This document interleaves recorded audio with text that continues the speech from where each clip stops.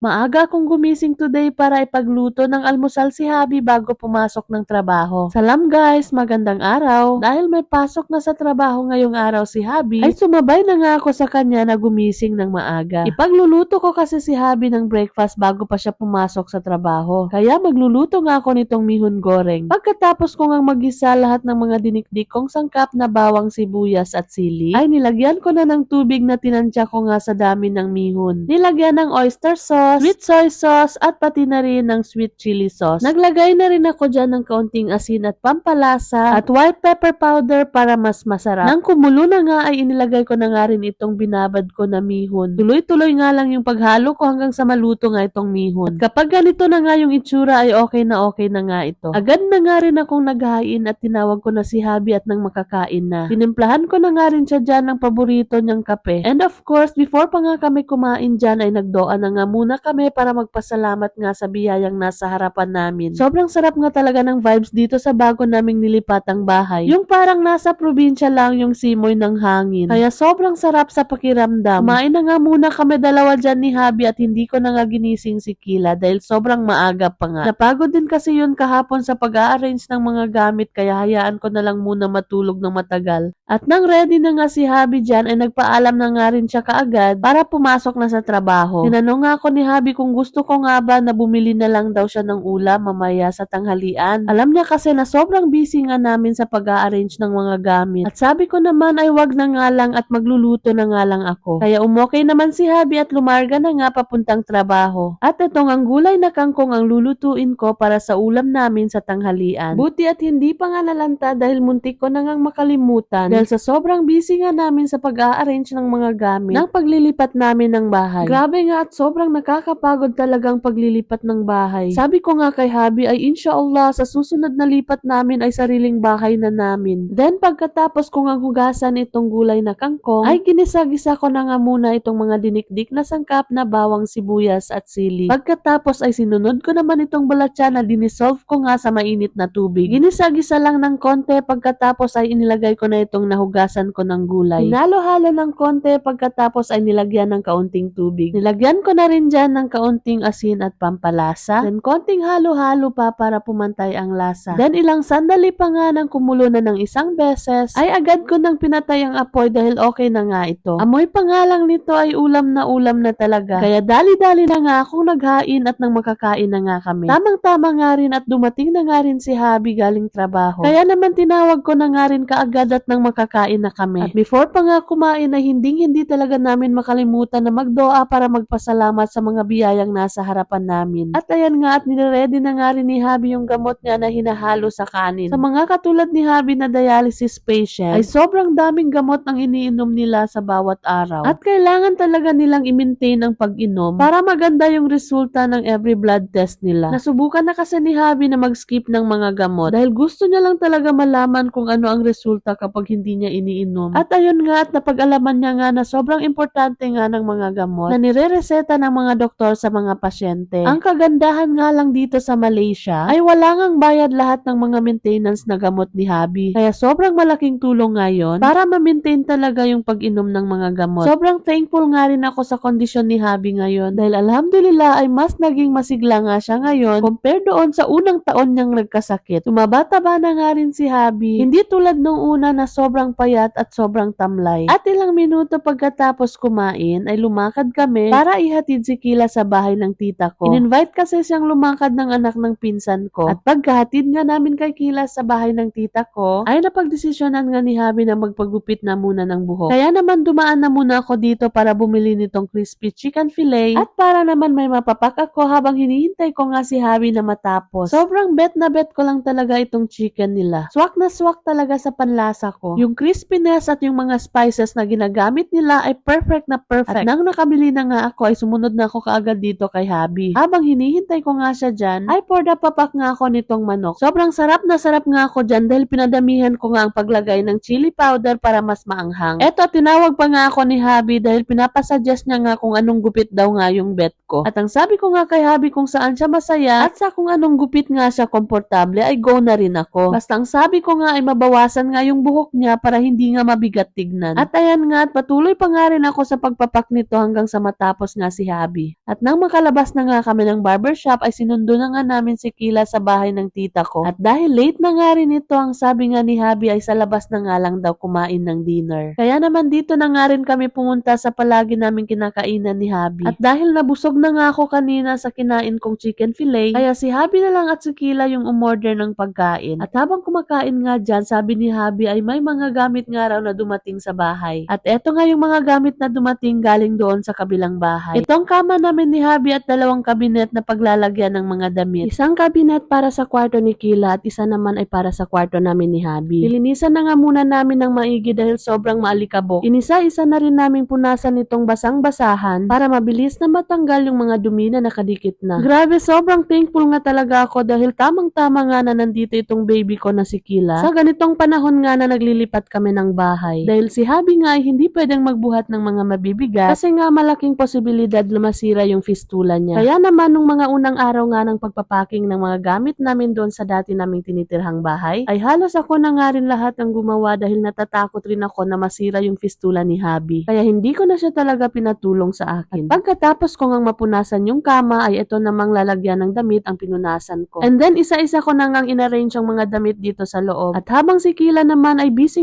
rin dito sa kwarto niya sa pagpupunas at pag-a-arrange ng mga damit niya na nakalagay nga lang sa karton. Kaya naman nang dumating na nga itong lagayan ng damit namin, kanya-kanya na kagad kami ng arrange dyan para maliwalas na nga tignan yung kwarto at the same time madali nga naming mahanap yung mga damit na hinahanap namin.